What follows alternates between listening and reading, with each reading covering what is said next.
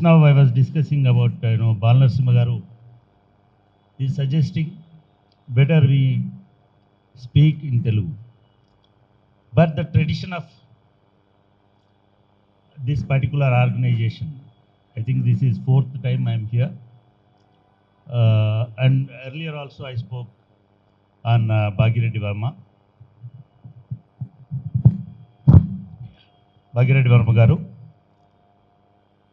Yeah, as you said, sir, I would like to, give the lecture in Telugu for two reasons.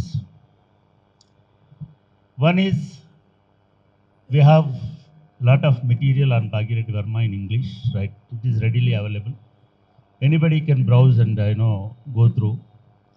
Thanks to young researchers, now it is available on internet from different angles of Bhagireddy Verma Garu, and his movement is already presented. Number two, it is time to spread the message of Bhagireddy Verma Garu, his life and his mission to rural areas.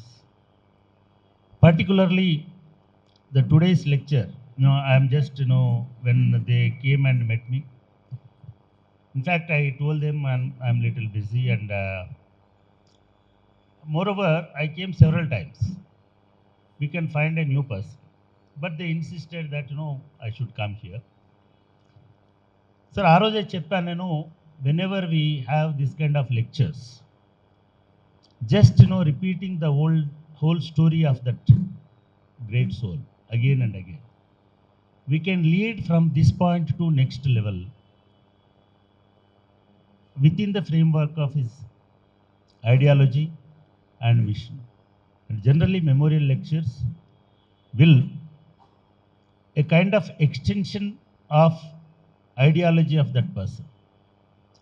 ఒక మనిషికి సంబంధించి, ఒక గొప్ప మహనీయుడికి సంబంధించిన extension లెక్చర్ని మనం పెడుతున్నప్పుడు ఆయన కృషిని, ఆయన జీవితాన్ని, ఆయన ఆశయాల్ని ఇవాళటి సమాజానికి అన్వయించి, ఇవాళటి సమాజంలో ఆయన విలువల్ని మనం పొందుపరిచేటువంటి విధంగా, ప్రోధి చేసేటువంటి విధంగా, అదేవిధంగా ఇవాళటి సమాజంకి ఆయన ఆశయాల ఆవశ్యకత ఏమిటి అనేటువంటి విధంగా ఇటువంటి లెక్చర్స్ ఉంటే బాగుంటుంది అనేటువంటి విషయాన్ని కూడా నేను ఆ రోజు పెద్దలతో, నేను ముఖ్యంగా జ్ఞానప్రకాశం గారితో, అదేవిధంగా అజయ్తో డిస్కస్ చేయడం జరిగింది.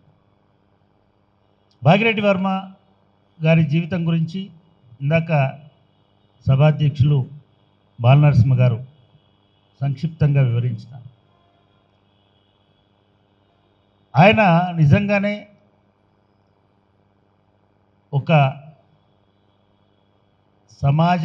సమాజంలో, ముఖ్యంగా తెలంగాణ సమాజంలో, హైదరాబాద్ సమాజంలో, ఒక రకంగా భారత సమాజంలో ఒక కొత్త వెలుగులాగా ప్రభవించినటువంటి, మన తెలంగాణ భాషలో చెప్పాలంటే తొలిపొద్దు అని అంటాం.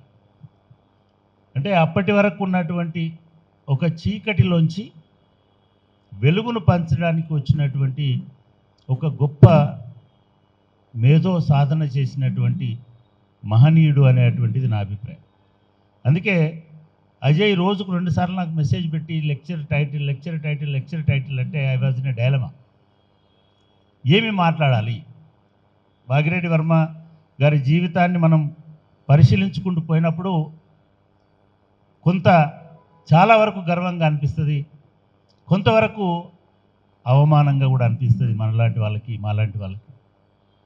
ఎందుకంటే ఒక 120 సంవత్సరాల కింద, 110 సంవత్సరాల కింద, అంటే ఈ భవనం కట్టే 100 సంవత్సరాలు అవుతుంది. అప్పటికి 22 సంవత్సరాలు, 25 సంవత్సరాల నుంచి ఆయన కార్యరంగంలో ఉన్నాడు. 30 సంవత్సరాల నుంచి ఉన్నారు అప్పటికి. అంటే ఒక 150 సంవత్సరాల కింద ఆయన 18వ వయసులో సంఘ సంక్షేమానికి, జాతి సంక్షేమానికి, దేశ సంక్షేమానికి, హైదరాబాద్ సంక్షేమానికి కృషి చేయడం మొదలుపెట్టినాడు. నిజానికి అప్పటికి నేను ఇందాక చెప్పినట్టు హైదరాబాద్ అనేది అప్పటికి ఒక సంస్థానం, తెలుగు మాట వినబడినటువంటి ఒక పార్సీ ఉర్దూ పరిపాలన సాగుతున్నటువంటి ఒక రాజ్యం. ఈ రాజ్యంలో పంచములు అనేటువంటి వాళ్ళు ఎందుకు కొరగానటువంటి వాళ్ళు, ఎక్కడ కనిపించినటువంటి వాళ్ళు, చీకటి రాజ్యంలో అసలే కనిపించిన వాళ్ళు ఎవరంటే పంచములు. అటువంటి జాతి నుంచి ఒక అద్భుతమైనటువంటి కాంతిని విరజింపజేసినటువంటి ఒక రత్నంలాగా భాగ్యరెడ్డి వర్మ గారు ఎట్లా వెలుగగలిగినారు అనేటువంటిది నాకు వచ్చినటువంటి సందేహం. రెండవది, ఈ కాలంలో ఎవరైనా కింది కులాల నుంచి లేదా మిగతా ఇటువంటి సామాజిక వర్గాల నుంచి ఎవరైనా కొన్ని అవకాశాలతోటి పైకి వస్తే ఆ పైకి వస్తున్నటువంటి వాళ్ళని కిందికి లాగేటువంటి వాళ్ళు కొంతమంది ఉంటే, ఆ పైకి పోయినవాడు మళ్ళీ కిందికి చూడకుండా ఉండేటువంటి పరిస్థితులు కూడా ఉన్నాయి. అటువంటిది ఆయన పొందినటువంటి స్టేటస్ 1906, 7, 8 కాలానికే ఆయనకు వచ్చినటువంటి గౌరవం, ఆయన సాధించినటువంటి జ్ఞానం, ఆయన పొందినటువంటి ఆధునిక జీవితం, దాన్ని వదిలేసి ఆయన మొత్తం సమాజాన్ని ఆధునికించడానికి బయలుదేరినాడు. ఇది గొప్ప త్యాగంగా నేను భావిస్తూ ఉన్నాను. ఇది ఒక గొప్ప విప్లవకారుడి చర్యగా కూడా నేను భావిస్తున్నాను. మీ అందరికీ తెలుసు, భాగ్యరెడ్డి వర్మ గారు హైదరాబాద్ నగరంలో ఒక నిరుపేద కుటుంబంలో 1888లో జన్మించినటువంటి ఒక పెద్ద కుటుంబంలో ఒక చిన్నవాడుగా పుట్టినటువంటి వ్యక్తి. తండ్రి చనిపోయిన తర్వాత అందరి తల్లుల్లాగే వాళ్ళ తల్లి కూడా అష్ట కష్టాలు పడి పెంచుతున్నటువంటి టైంలో, మా చిన్నతనంలో నిన్న మొన్న ఎవరితో నేను మాట్లాడుతున్నప్పుడు, తెలంగాణ సమాజంలో గ్రామీణ ప్రాంతాల నుంచి కూడా చాలామంది యువకులు ఇళ్లలోంచి పారిపోయేవాళ్ళు. పారిపోయి మేము తెలంగాణ భాషలో దెంకపోవడం అంటారు.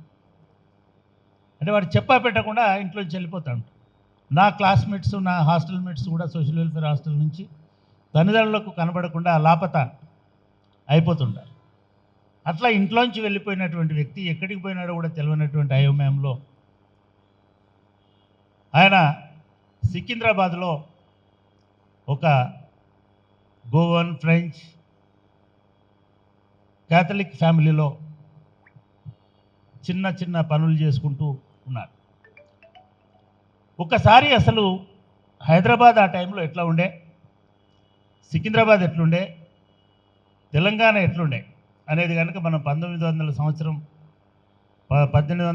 సంవత్సరం ప్రాంతానికి వెళ్ళి చూస్తే, నేను ఇందాక చెప్పినట్టుగా హైదరాబాద్ మొత్తం తెలంగాణ అంతా ఒక చీకటి ఖండంలాగానే ఉండే. హైదరాబాద్ అనేటిది ఆ చీకటి ఖండంలో ఉన్నటువంటి ఒక చిన్న దీవిలాగా ఉండే అటువంటి ప్రాంతం. నిజానికి హైదరాబాద్కి తెలంగాణకు కూడా సంబంధాలు పెద్దగా లేనటువంటి కాలం. రోడ్లు కావచ్చు, రైళ్ళు కావచ్చు, మిగతా సౌకర్యాలు ఏవి పెద్దగా లేనటువంటి కాలం 1890, 1900 సంవత్సరం మధ్యకాలంలో ఉండేటువంటి. ఎవరైతే చుట్టుపక్కల ఉన్నటువంటి నల్గొండ, మహబూబ్నగరు, రంగారెడ్డి, మెదక్ లాంటి కాలినడకలోనో బండ్లబాటుతోటో వచ్చేటువంటి వాళ్ళకు తప్ప పెద్దగా హైదరాబాద్ నగరంతో యాక్సెస్ లేనటువంటి ప్రాంతం. రెండోది, విపరీతమైనటువంటి ఫ్యూడల్ సామ్రాజ్యంలాగా రకరకాల సంస్థానాలు, రకరకాల సామ్రాజ్యాలు దళితులను వాళ్ళ తారకం గారు ఏదో ఒక చోట చెప్పినారు, నాగలికి మూడో ఎద్దులాగా ఈ పాలేరులుగా ఉండేటువంటి ప్రాంతం. అక్కడి నుంచి బయటికి రావడం అంటే ఒక ఆఫ్రికా ఖండం నుంచి ఒక నల్లవాడు బయటకు వచ్చినంత పరిస్థితులు ఉండేటి. దుర్భరమైనటువంటి ఫ్యూడల్ ఆపరేషన్ అనేది. ఎందుకంటే అప్పటికి ఉద్యమాలు లేవు, అప్పటికి స్వేచ్ఛ లేదు, సమానత్వం లేదు, బడి లేదు, గుడి లేదు, ఎటువంటి ఎంట్రీ ఎక్కడికి కూడా దళితులకు లేనటువంటి ప్రాంతం. పూర్తిగా వెట్టి, బేగరీ అనేటువంటి 2 సిస్టమ్స్లలో ఈ దళితులు బందీలుగా ఉన్నటువంటి, అక్షరాస్యతనే లేని ప్రాంతం, సందర్భం అది. అటువంటి టైంలో మనకు హఠాత్తుగా సికింద్రాబాద్ నిర్మాణం అయింది, కంటోన్మెంట్ వచ్చింది. ఈ కంటోన్మెంట్ రావడం అనేటువంటిది ఒక ప్యారిస్, ఒక లండను, హైదరాబాద్కు వచ్చినట్టుగా అయిపోయింది. ఏనుగుల వీరస్వామి అనేట ఆయన ఆ కాలంలో హైదరాబాద్కు వచ్చి హైదరాబాద్లో 7 రోజులుండి సికింద్రాబాద్ పోయిన తర్వాత అబ్బా నాకు ఇవాళ నేను ఒక గాలి పీలుస్తున్న ఫీలింగ్ వచ్చింది, ఇంతకాలం నేను ఒక ముతక రాజ్యంలో బతికినాను అనేటువంటి విధంగా రాస్తుంటాడు. ఆయన మనల్ని కించపరిచినాడు అని కాదు. అప్పుడున్నటువంటి వాతావరణంలో హైదరాబాద్ అనేటువంటి నగరం కూడా ఒక ఫ్యూడల్ రాజు ఆధీనంలో ఉన్నటువంటి నగరమే కాబట్టి ఆయన కొంత ఉదారవాది అయినప్పటికీ కూడా మానవ సంబంధాలన్నీ కూడా అదే విధంగా ఉండేటువంటి స్థితి. అంటే మోడర్నిజంకి చాలా దూరంలో ఉన్నటువంటి దశలో ఒక మోడర్న్ ఎస్టేట్ లాంటి సికింద్రాబాద్ అనేది హైదరాబాద్లో ఏర్పాటైంది. సికింద్రాబాదే కాదు, సికింద్రాబాద్ చుట్టుపక్కల ఉన్నటువంటి గ్రామాలు, సికింద్రాబాద్ పక్కన ఉన్నటువంటి కంటోన్మెంట్ ఏర్పడేటువంటి గ్రామాలు, ఇవన్నీ కొత్త వాతావరణాన్ని చవి చూసినాయి. ఆ టైంలో అక్కడికి వచ్చినటువంటి బ్రిటిష్ అధికారులకు లేదా ఫ్రెంచ్ అధికారులకి, ఆ అధికారులకు సహాయంగా ఉండేటువంటి న్యాయవాదులకు, వాళ్లకు సహాయంగా ఉండేటువంటి ఆర్మీకి, ఆర్మీ పెద్ద కంటోన్మెంట్ కాబట్టి బొలారం ఏరియా అంతా ఒక నూతన వ్యవస్థ, నూతన సామ్రాజ్యం అక్కడ ఏర్పడినటువంటి పరిస్థితి ఉన్నది. ఈ మధ్య మైదాన్ అనేటువంటి సినిమా వచ్చింది హిందీలో. అజయ్ దేవగన్ అనేటువంటి ఆయన దానిలో యాక్ట్ చేసినాడు. ఆ మైదాన్ అనేటువంటి సినిమా ఆ కాలంలో హైదరాబాద్లో ఆయన భారతదేశ ఫుట్బాల్ టీంని బిల్డ్ చేసినటువంటి ఒక వ్యక్తి గురించి తీసినటువంటి సినిమా. ఒక ముస్లిం కోచ్ భారతదేశ ఫుట్బాల్ టీంని వెతుకుతూ ఉంటాడు. అంటే బెంగాల్ చుట్టుపక్కల కాకుండా బయట ఎక్కడికి వెతకాలని అనుకున్నప్పుడు ఆయన సికింద్రాబాద్ వస్తే సికింద్రాబాద్ పిల్లలు ఒక టీంకి సరిపోయేంతమంది పిల్లలు సికింద్రాబాద్లో దొరుకుతారు. వీళ్ళందరూ ఎవరు అని ఆయన వెతుక్కుంటా పోతే వీళ్ళందరూ ఆ బొలారం చుట్టుపక్కల, ఆల్వాల్ చుట్టుపక్కల, అక్కడ ఏదో కందిగూడ ఇట్లాంటి కొన్ని తమిళ్ రెసిడెన్సీస్ ఉంటాయి చాలా. అందులోకెళ్ళి ఒక 5-6 మంది తమిళ పిల్లలని తీసుకుంటారు. దానిలో 2 ఫైనల్గా సెలెక్ట్ అవుతారు. ఆ 2 ప్యారిస్లో జరిగినటువంటి ఒలింపిక్స్లో ఇండియాకి బంగారు పథకం తీసుకొస్తారు. అదే భారతదేశానికి వచ్చినటువంటి చివరి బంగారు పథకం. దానిలో కారణం ఏంటంటే ఈ సికింద్రాబాద్ పిల్లలు. ఈ సికింద్రాబాద్ పిల్లలు ఎవరంటే సికింద్రాబాద్ దళితులు. ఈ సికింద్రాబాద్ దళితులు ఇంత చైతన్యము ఎందుకు వచ్చింది వాళ్ళకనంటే వాళ్ళందరూ తమిళ దేశం నుంచి, మద్రాస్ ప్రొవిన్స్ నుంచి పుట్ట చేత పట్టుకొని కూలీ పనులకు వచ్చినటువంటి వాళ్ళు, కళాశీలు. వాళ్ళ పిల్లలు ఏమన్నారు సార్? అరవమాల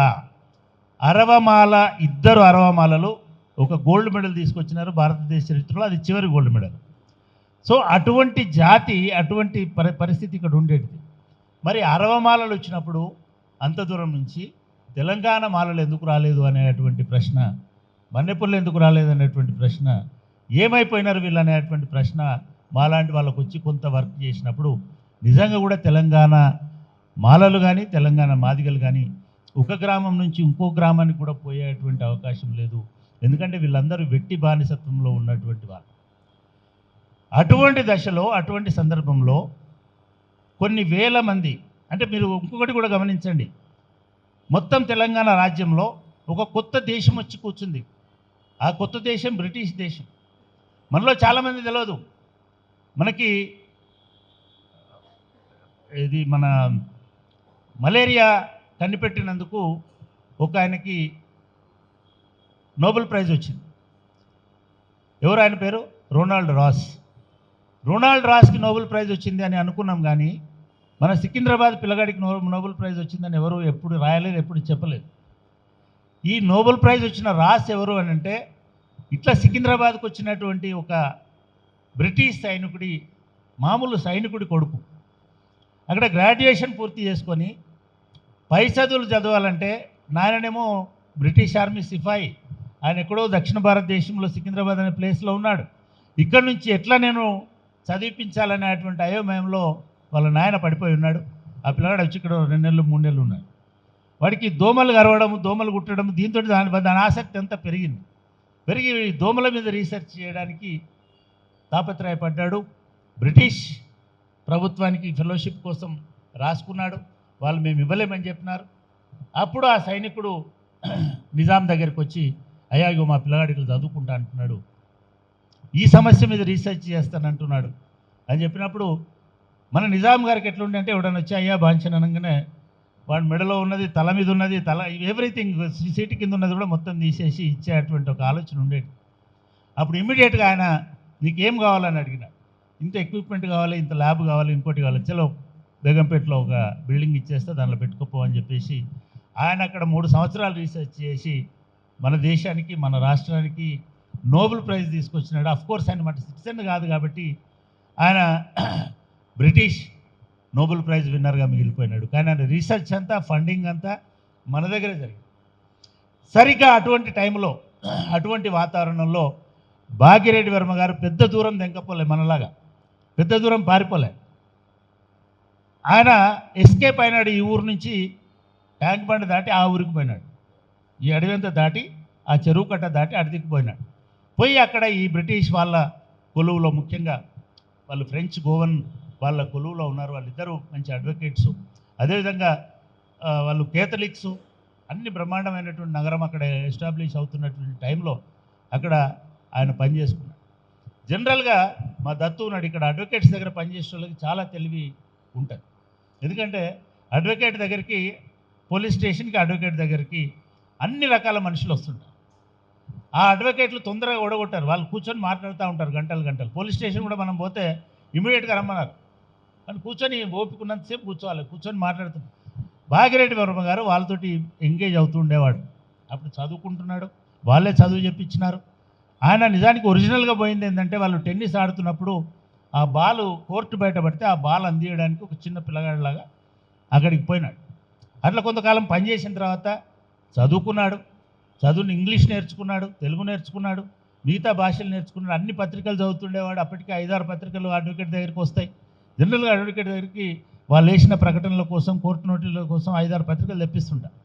ఆ పత్రికలను అడ్వకేట్స్ చదవరు, కానీ అడ్వకేట్ దగ్గర పనిచేసే క్లర్కులు మాత్రం ఖచ్చితంగా వాళ్ళకి ఖాళీ టైం ఉంటుంది కాబట్టి చదువుకుంటూ కూర్చో. ఇట్లా మొత్తం సమాజాన్ని అర్థం చేసుకొని భాగ్యరెడ్డి వర్మ గారు ఒక కొత్త ఆధునిక మానవుడిగా, ఆధునిక యువకుడిగా అవతరించినారు అనేటువంటిది మనకు అర్థమవుతాం. అంటే 1905-6 కల్లా భాగ్యరెడ్డి వర్మ ఒక కొత్త చైతన్యవంతుడైనటువంటి, ఒక కొత్త ఆధునిక మనిషిగా, మానవుడిలాగా అవతరించినాడు. ఆ ఆధునిక మానవుడికి నిజానికి ఆ కాలంలో, నేను ఇందాక ముందు ఇచ్చిన స్టేట్మెంట్ని చేసుకుంటే, ఇవాళ మా అజయ్ను, మా శ్రీలత గారు కష్టపడి ఈ బిల్డింగ్ను కాపాడుకొని, ఈ సంస్థను కాపాడుకొని, లేదా ఈ పాఠశాలను కాపాడి, ఆయన పెట్టిన పాఠశాల కాబట్టి ఇంత కష్టపడాల్సినటువంటి అవసరం ఉండకపోయేది, గత్యంతరం ఉండకపోయేది. అదేవిధంగా ఈ వయసులో, 80 ఏళ్ళ వయసులో కూడా జ్ఞానప్రకాశం గారు దీని గురించి ఇంత ఆలోచించాల్సిన అవసరం ఉండకపోయేది. అప్పుడు ఆయన కావాలనుకుంటే బ్రిటిష్ కొలువులో, అప్పటికి స్వాతంత్రం కూడా రాలేదు, బ్రహ్మాండంగా దర్జాగా ఏదో ఒక ఉద్యోగం, అదే అడ్వకేట్స్ రికమెండేషన్ తోటి బ్రహ్మాండమైన ఉద్యోగం సంపాదించుకునేటువంటి వాడు, ఆర్మీకి సంబంధించిన దీనిలో. లేదు అనుకుంటే నిజాంకు భాగ్యరెడ్డి వర్మ గారు అంటే వినలేని అభిమానం. ఆ అభిమానం తర్వాత కూడా ఆయన మరణించేంత వరకు కూడా కంటిన్యూ, అంటే నిజాం మరణించేంత వరకు కూడా అది కంటిన్యూ అయింది. భాగ్యరెడ్డి వర్మ గారు వస్తున్నారంటే నిజాం ఆయన మిగతా అన్ని విషయాలను పక్కన పెట్టుకొని ఉండేటువంటి వాడు. ఒక సందర్భంలో అంబేద్కర్, మనం లాస్ట్ టైం మాట్లాడుకున్నాం, నేను దాని గురించి చెప్పాను, కానీ అంబేద్కర్ గారి విద్యా సంస్థలకి డబ్బులు లేవని తెలిసినప్పుడు మన దగ్గర ఉన్నటువంటి డెవలప్మెంట్ ఫండ్లోంచి, అప్రెస్డ్ క్లాసెస్ డెవలప్మెంట్ ఫండ్లోంచి వారి అంబేద్కర్ పాఠశాలలకి భాగ్యరెడ్డి వర్మ గారి రికమెండేషన్ తోటి డబ్బులు పంపించడం జరిగింది. అంత గౌరవం భాగ్యరెడ్డి వర్మ గారు అంటే నిజాం కూడా ఉండేది. ఆయన అటు ఆ ప్రభుత్వాన్ని, ఇటు ఈ ప్రభుత్వాన్ని ఎప్పుడూ యాచించలేదు, వాళ్ళ అవకాశాల కోసం చూడలేదు. చూడకుండా ఆయన నేరుగా హైదరాబాద్కి వచ్చి, ఆయన చాలా చాలా రాసినటువంటి వాళ్ళు చెప్తున్నటువంటి కథనాల ప్రకారం ఇటువంటి యువకులు చాలామంది ఉండేవాళ్ళు. ఎందుకు చాలామంది ఉండేవాళ్ళు అంటే, ఈ బ్రిటిష్ కొలువులో సికింద్రాబాద్లో పనిచేస్తున్నటువంటి వాళ్ళకి ఆర్మీ అధికారులకి లేదా న్యాయవాదులకి, రైల్వే అధికారులకి, అప్పటికి రైల్వేస్ కూడా విస్తరించినాయి. ఇటువంటి వాళ్ళందరికీ కూడా ఒక రాయల్ ట్రీట్మెంట్ ఉండేటువంటి బంగ్లాలు, బ్రహ్మాండమైనటువంటి వసతి సౌకర్యాలు, వాళ్ళు ఆడుకోవడానికి గ్రౌండ్స్, లేదా మిగతా. అందుకే ఫుట్బాల్ రావడానికి కూడా కారణం, ఫుట్బాల్ భారతీయ ఆట కాదు. ఫుట్బాల్ సికింద్రాబాద్లో ఎందుకు వచ్చింది, బెంగాల్లో ఎందుకు వచ్చింది, చెన్నైలో ఎందుకు వచ్చింది అంటే అక్కడ బ్రిటిష్ వాళ్ళు ఉన్నారు కాబట్టి. క్రికెట్ కూడా అట్లే వచ్చింది నిజానికి. కాబట్టి అదొక గొప్ప ఆధునిక కేంద్రంగా ఉండేది. అందుకే నేను ఏమనుకున్నానంటే భాగ్యరెడ్డి వర్మ గారు ఒక ఆధునికుడిగా మారడానికి సికింద్రాబాద్ ఎట్లా దోహదం చేసింది, ఆయన ఇంట్లోంచి వెళ్ళిపోవడం ఎట్లా ఉపయోగపడింది. ఆధునికుడిగా మారిన తర్వాత ఆధునిక విద్యను నేర్చుకున్నాడు, ఆధునిక బాధ్యతని భాషను నేర్చుకున్నాడు, ఆధునిక పేపర్లు న్యూస్కి సంబంధించిన మీడియాతోటి అనుబంధం కలిగి ఉన్నాడు. న్యాయము, కోర్టులు అనేటువంటి దానిలో నిష్ణాతుడైనాడు. ఇవన్నీ ఇంత ఆధునికుడు అయిన తర్వాత ఆయన మళ్ళీ వెనక్కి వచ్చి జగన్ మిత్ర మండలి అని ఒక సంఘాన్ని స్టార్ట్ చేసినాడు.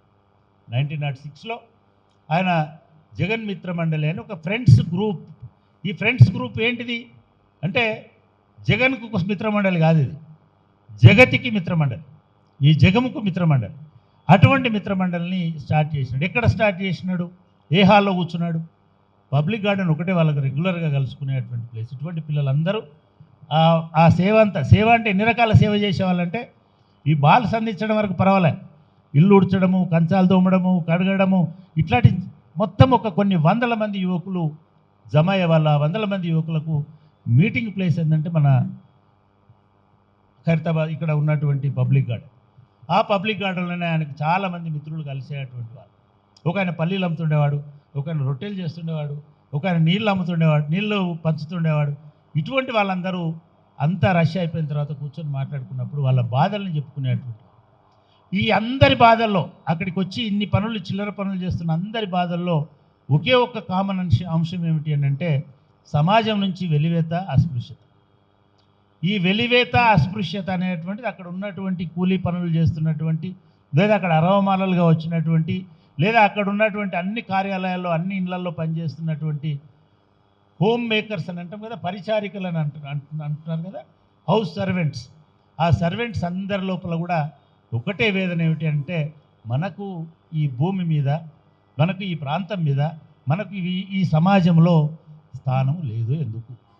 ఎందుకు మనము మెయిన్ స్ట్రీమ్లో లేము, ఎందుకు మనము అస్పృశ్యులుగా ఉన్నాము, ఎందుకు మనల్ని సమాజము దూరం పెడుతున్నది. బ్రిటిష్ వాడేమో దగ్గర తీస్తున్నాడు, వాడు ఛాయ్ ఇస్తే తాగుతున్నాడు, వంట చేసి పెడితే తింటున్నాడు, లేదా మిగతా ఇంట్లో పనులన్నీ కూడా చేయించుకుంటున్నాడు, చాలా గౌరవిస్తున్నాడు. నిజానికి భాగ్యరెడ్డి వర్మ గారిని విపరీతంగా ప్రేమించింది కూడా ఆ కుటుంబం. ప్రేమించడం కాకుండా ఆయన ఒక సొంత కొడుకులాగా చూసుకొని వివిధ ఇదిలు వీళ్ళు ఇట్లా ట్రీట్ చేస్తున్నారు, మనము ట్యాంక్ బండ్ దాటితే మన జీవితం అట్లా ఎందుకుంది అనేటువంటి ఒక ఆలోచన వీళ్ళందరికీ వచ్చి వాళ్ళు జగన్ మిత్ర మండలి అనేటువంటిదిని స్టార్ట్ చేసి ఒక 4-5 అంశాలని వాళ్ళు ఏమనుకున్నారు అంటే భాగ్యరెడ్డి వర్మ గారి విజయం ఎక్కడ ఉంది అని అంటే కేవలం మనం సంఘాలు పెట్టుకొని ఇవాళ రేపట్లో మనం జరుగుతున్నట్టుగా 3-4 జేఏసీలు పెట్టుకొని 3-4 సంఘాలు పెట్టుకొని కేవలం వాళ్ళ పేర్లు పేపర్లలో రావడానికి సంఘాలు కాదు. ఇవాళ మన కుల సంఘాలన్నీ వాళ్ళకేం పేరు వస్తుంది అనేటువంటి దాని గురించి ఆలోచించి మాట్లాడుతున్నారు. కానీ భాగ్యరెడ్డి వర్మ గారు ఈ సంఘం ప్రారంభించిన తర్వాత ఆయనకు చాలామంది దళిత యువకులు అద్భుతమైనటువంటి సహకారం ఇచ్చినారు. వీళ్ళందరూ కలిసి వాళ్ళ ఇంక్రిమెంట్ల కోసమో వాళ్ళ జీతాల కోసమో కాకుండా ఒక 4-5 అంశాలను తీసుకున్నారు. ఇది భాగ్యరెడ్డి వర్మ గారి ఆధునిక ఆలోచన ధోరణికి ఒక ప్రధానమైనటువంటి ఒక ప్రాతిపదిక అని చాలామంది విశ్లేషకులు, చాలామంది సామాజిక శాస్త్రవేత్తలు, వీళ్ళ ప్రపంచవ్యాప్తంగా చాలామంది భాగ్యరెడ్డి వర్మ గారి గురించి పరిశోధనలు చేస్తున్నారు. ఎందుకంటే అప్పటికి అంబేద్కర్ లేడు, అప్పటికి దళిత చైతన్యం లేదు, అప్పటికి ఎక్కడెక్కడ ఏం జరుగుతుందో తెలిపేటువంటి యూట్యూబ్ యూనివర్సిటీలు లేవు, వాట్సాప్ లేవు, ప్రచార మాధ్యమాలే లేవు, ఒక్క న్యూస్ పేపర్లు తప్ప. అంటే భాగ్యరెడ్డి వర్మ మొత్తం సమాజాన్ని అర్థం చేసుకొని మిగతా ఒక సమాజాన్ని నిర్మించి ఆ సమాజంతో మొత్తం సమాజాన్ని, మొత్తం దళిత సమాజాన్ని, పంచమ సమాజాన్ని, అప్పటికి దళిత అనే పదం కూడా లేదు కాబట్టి మొత్తం పంచమ సమాజాన్ని చైతన్యపరచడానికి ఒక పద్ధతిని ఏర్పాటు చేసుకున్నాడు. దాంట్లో ఆయన ఒక 4 అంశాలు ముఖ్యంగా మనుషులని, కులాన్ని, పంచములని, మాలల్ని, మాదిగల్ని, పాకీ పని వాళ్ళని, ఇట్లాంటి ఎవరైతే అంటరానితనాన్ని అనుభవిస్తున్నారో వీళ్ళను ఆధునీకరించాలి అని అనుకుంటారు. మోడర్నైజ్ చేయాలి అంటే ఎట్లా మోడర్నైజ్ చేయాలి? ఒక సికింద్రాబాద్ లాగా మోడర్నైజ్ చేయాలి, లేదా ఒక ఆల్వాల్ లాగా మోడర్నైజ్ చేయాలి, లేదా ఒక బొలారం లాగా మోడర్నైజ్ చేయాలి. ఏముంది అక్కడ? ఇక్కడ ఏం లేదు. ఇక్కడ కులం ఉంది, అక్కడ కులం లేదు. అక్కడ కులం ఎందుకు లేదు? అక్కడ అందరూ చదువుకున్న వాళ్ళు ఉన్నారు. అది ఏ జాతి వాడైనా, ఏ దేశం వాడైనా చదువుకుంటే మనకు అవకాశాలు ఉంటాయనేటువంటి అవగాహన వచ్చి వాళ్ళు ఏం చేసినారనంటే ఒక కులం లేని, మతం లేని, వివక్ష లేని, అంటరానితనం లేని సమాజం కావాలి. కులం లేని అని కూడా అనలే, ఒక అంటరానితనము, వివక్ష లేని సమాజం కావాలి. దీనికి ఆధునికమైనటువంటి అంటే ఈయన చదువు నేర్చుకోవాలి, విద్య నేర్చుకోవాలి. కాబట్టి చదువు మీద ప్రచారం చేయాలి. ఒక్క చదువు మీదనే ప్రచారం చేస్తే కుదురుతుందా అని అంటే కేవలం చదువు కాకుండా అప్పటి వరకు దళిత సమాజంలో ఉన్నటువంటి చెడు సాంప్రదాయాలను కూడా వదిలేయాలి. లేదా ఇతరులు అసహించుకోకుండా మనల్ని మనం సంస్కరించుకోవాలి. ఇతరులు ఎందుకు అసహించుకుంటున్నారు అంటే బహుశా అది కరెక్ట్ కాకపోవచ్చు, కానీ అప్పటికున్న అవగాహనకి వీళ్ళు మాంసాహారాలు కాబట్టి, లేదా చచ్చిపోయిన జంతువులను తీసేస్తారు కాబట్టి వీళ్ళు అసహించుకుంటున్నారేమో. కాబట్టి మనం మాంసాహారాన్ని మానేయాలి. వీళ్ళు తాగుతారు కాబట్టి, మద్యం సేవిస్తారు కాబట్టి అసహించుకుంటున్నారు కాబట్టి మనం మద్యపానం వదిలేయాలి. మనం చదువు లేక, సంస్కారం లేకున్నాం కాబట్టి మనం చదువుకోవాలి. ఇటువంటి అనేక విషయాల్ని యూత్లోకి తీసుకెళ్ళి ఆయన ఈ కొత్త ఉద్యమానికి శ్రీకారం చుట్టి జగన్ మిత్ర మండలి ద్వారా అటువంటి ప్రయత్నం చేసినాడు. దీనికి అంతటి కూడా మనం ఇందాక చెప్పుకున్నట్టుగా ఆయన ఒక కొత్త సమాజంలో ఉన్నాడు. ఒక ఆధునిక భావనలు చూసినాడు, ఆధునిక పత్రికలు చూసినాడు, ప్రపంచంలో ఏం జరుగుతుంది ఇవన్నీ చూసినాడు, దేశాలు, సామ్రాజ్యాలు ఏమవుతున్నాయో చూసినాడు. సో ఈ ఎడ్యుకేషన్ అనేది ఆయనకి ఒక కొత్త ఆశ, ఒక కొత్త వ్యూహాన్ని అందించినాయి. ఆ వ్యూహం ఏమిటంటే ఈ సమాజాన్ని మనం ఆధునీకరించినప్పుడు మాత్రమే మనకు సమాజంలో గౌరవం పెరుగుతుంటుంది. ఆధునిక సమాజం అనేటువంటిది మనం కులం ద్వారా కాకుండా మన ప్రతిభ ద్వారా, మన శక్తి ద్వారా, మన ఆలోచనల ద్వారా మనల్ని గౌరవిస్తుంది అని అనుకొని ఆయన ఈ 4 అంశాలని దానిలో ప్రధానంగా చేసుకొని పెళ్ళిళ్ళు, పండుగలకి మద్యపానాన్ని నిషేధించాలి అనేటువంటి ఇది చేసినాడు. అదేవిధంగా అంటరాని పిల్లలకు చదువు నేర్పించాలనేటువంటి ఆలోచన చేసినాడు. దాంతోపాటు బాల్య వివాహాలను నిరోధించాలని అనుకున్నాడు.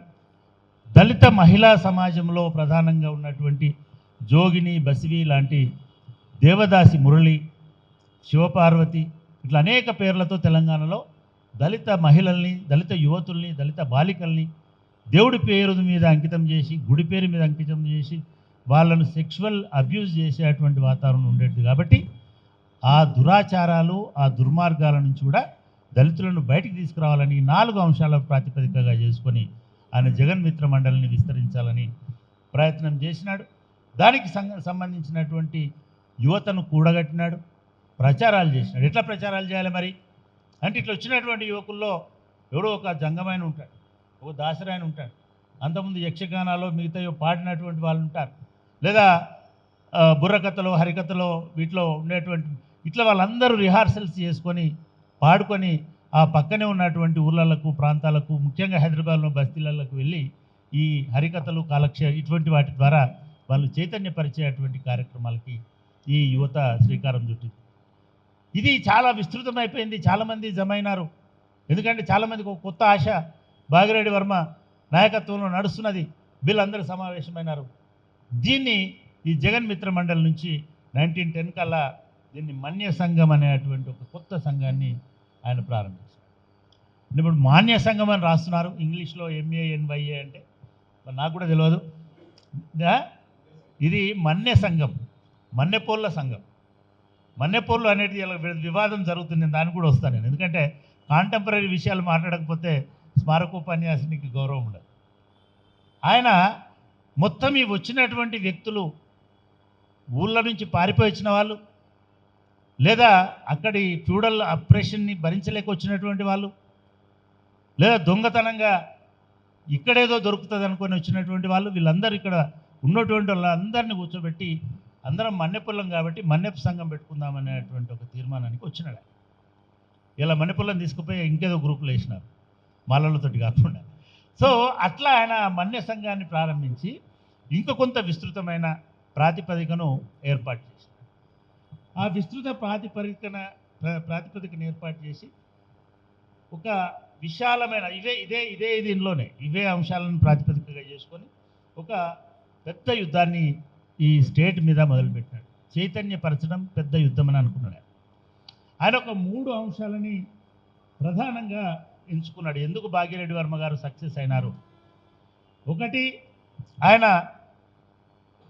దళితులను సంస్కరించడం వల్ల, దళితులను బహుశా అగ్రవర్ణాలు మమ్మల్ని ఇందుకు దూరం పెడుతున్నాయేమో, సనాతనులు ఇందుకు మనల్ని అసహించుకుంటున్నారేమో, లేదా సనాతన సమాజం మనల్ని ఎందుకు దూరం పెడుతుందేమో, కాబట్టి ఆ అంశాలు మనల్లో లేకుండా చేసుకోవాలి. మనము పుట్టిట్టు దురాచారాలు పాటించకూడదు, ఊరికనే తాగడము, తినడము, లొల్లి పెట్టుకోవడం చేయకూడదు, అసలు జంతువులను హింసించకూడదు, చంపకూడదు, మాంసం తినకూడదు. ఇట్లాంటిది వాటితో పాటు మన సమాజం మీద, మన మహిళల మీద జరుగుతున్నటువంటి, అది బాల్య వివాహాల రూపంలో కానివ్వండి, ఇందాక చెప్పుకున్నటువంటి దేవదాసి సిస్టమ్ కానివ్వండి, లేదా మిగతా అబ్యూజ్ ఏదైతే సెక్షువల్గా హరాస్మెంట్స్ జరుగుతున్నాయో వాటిని కట్టడి చేసుకుంటూ మనం ప్రయత్నం చేద్దామనుకున్నది మొదటిది. ఆయన ఏమనుకున్నాడంటే, మనం చాలా సంస్కరించుకోవడం వల్ల ఈ అగ్రవర్ణాలు కూడా మనల్ని కొంత గౌరవిస్తాయి, ఆ గౌరవం వస్తే మనకు ఆటోమేటిక్గా విలువ పెరుగుతుంది సమాజంలో అని ఆయన మొదటి అంశంగా ఆయన భావించినాడు. రెండవ అంశము, మనకు మనం సంస్కరించడమే కాకుండా మనం అగ్రవర్ణాల లోపలికి కూడా చొచ్చుకొని పోవాలి, వాళ్ళ సంఘాలలో కూడా పోవాలి. వాళ్ళు ఏదో అప్పుడు అగ్రవర్ణం అంటే నిజానికి చాలా గమ్మత్తుగా ఉండేది. హైదరాబాద్ స్టేట్ అనేది 1900 కంటే ముందు హైదరాబాద్లో ఇన్ని రెడ్డి సంఘాలు, ఇన్ని వెలమ సంఘాలు ఇన్ని లేవు. ఓన్లీ బ్రాహ్మలు, మరాఠీలు, మార్వాడీలు, గుజరాతీలు, వీళ్ళది మాత్రమే హైదరాబాద్. నల్లగొండలో రెడ్లు ఉండొచ్చు, మహబూబ్నగర్లో రెడ్లు ఉండొచ్చు, ఇంకొక ఉండొచ్చు, వాళ్ళకు కూడా ఇక్కడికి వచ్చేంత తెలివితేటలు లేవు అప్పటికి. స్లోగా మనకి తర్వాత వచ్చినటువంటి రెడ్లలో సురవరం ప్రతాప్ రెడ్డి లాంటి వాళ్ళు కొంత నాయకత్వం వహించి, రావు బహదూర్ రామరెడ్డి గారు లాంటి వాళ్ళు కొంత నాయకత్వం వహించి రెడ్డి హాస్టల్ పెట్టి వాళ్ళ పిల్లల్ని ఇక్కడికి పట్టుకురావడం అనేది తర్వాత 1900 సంవత్సరం తర్వాత వచ్చినటువంటి సంస్కారం. 1900 కంటే ముందు హైదరాబాద్ అనేటువంటిది మీరు పాత గెజెట్స్లో చూస్తే కూడా it was the only metropolitan city in India. Metropolitan అంటే ఇది కాదు, లైఫ్ మెట్రోపాలిటన్గా ఉండేటువంటి, అంటే కులము, జాతి, ధర్మం ఇవన్నీ లేకుండా అన్ని సంస్కృతులు సమ్మేళనం లాగా హైదరాబాద్ ఉండేది. చాలామంది తెలియదు, 1911 వరకు 1921 వరకు కూడా హైదరాబాద్లో 5 భాషలు ఉండేవి, అధికార భాష. అందులో మరాఠీ ఒకటి ఉండేది, తమిళం ఒకటి, మరాఠీ ఒకటి ఉండేది, కన్నడ ఒకటి ఉండేది, తెలుగు ఒకటి ఉండేది, ఉర్దూ ఒకటి ఉండేది, ఇంగ్లీష్ ఒకటి ఉండేది, హిందీ ఒకటి ఉండేది. హిందీ సొసైటీలు, మరాఠీ సొసైటీలు, కన్నడ సొసైటీలు అద్భుతమైన స్కూళ్ళను నడిపించేటువంటి. మీరు ఇప్పుడు ఇక్కడ ఉన్నటువంటి వివి కాలేజ్, వివేకవర్ధిని కానీ, లేకపోతే మిగతా ఈవెన్ సికింద్రాబాద్లో అయితే తమిళ స్కూళ్ళు కూడా అక్కడ నడిచేటువంటి. సో హైదరాబాద్ అనేటువంటిది ఒక్కటిది కాదు, ఒక తెలుగు వాడిది కాదు, ఒక మరాఠీ వాడిది కాదు, ఒక ఉర్దూ వాడిది కాదు, ఇది ముస్లింలది కాదు, అటు హిందువులది కాదు, ఇది అందరి ప్రజలు అనేటువంటి ఒక మెట్రోపాలిటన్ భావన హైదరాబాద్లో ఆ కాలంలో ఉండేటువంటి. సో భాగ్యరెడ్డి వర్మ గారు ఏమనుకున్నాడంటే, మనం దళిత వాడికే పరిమితమై, పంచములకే పరిమితమై, మనల్ని సంస్కరించుకొని మనం వాటిలాగా అనుకరించి బొట్లు పెట్టుకుంటే లాభం లేదు. మనము వాడి గుడికి, వాడి బడికి, వాడి ఇంకో చోటికి చావడికి పోయినప్పుడే మనకు గౌరవం పెరుగుతుంది. సరే ఇట్లా ఎట్లా పోతాము అంటే, ఇప్పుడు మన గద్దరన్నలాగా గుత్తుపందు కొరపోదాం అన్నట్టుగా పోలే. ఆయన ఒక భజన పరుడులాగా పోయినాడు, ఒక భక్తి పరుడులాగా పోయినాడు. పోయి వాళ్ళ గుడుల ముందట భజన చేయడం మొదలుపెట్టినాడు. అరే వాళ్ళు కూడా మంచి పాటలు పాడుతున్నారు, మంచి భజనలు చేస్తున్నారు. అట్లా ఈ మన్య సంఘంకు సంబంధించిన వాళ్ళందరినీ వాళ్ళు కలుపుకోవడానికి అవకాశం వచ్చింది. ప్లస్ వీళ్ళు అక్కడికి పోయిన తర్వాత భాగ్యరెడ్డి వర్మ గారు ఆ భజనలు ఇవి కార్యక్రమాలు అయిపోయిన తర్వాత అద్భుతమైనటువంటి అనర్గళమైన ఒక 15 నిమిషాలు 20 నిమిషాలు మాట్లాడేటువంటి వాళ్ళు. వాళ్ళందరూ ముగ్ధులయ్యేటువంటి వాళ్ళు. ముగ్ధులై భాగ్యరెడ్డి వర్మ గారిని హక్కున చేర్చుకున్నటువంటి వాళ్ళలో మొదటి తరం అంతా అగ్రవర్ణాలు. మనం ఆ పేర్లు చదివితే మనకు నాలుకలు కూడా తిరగవు.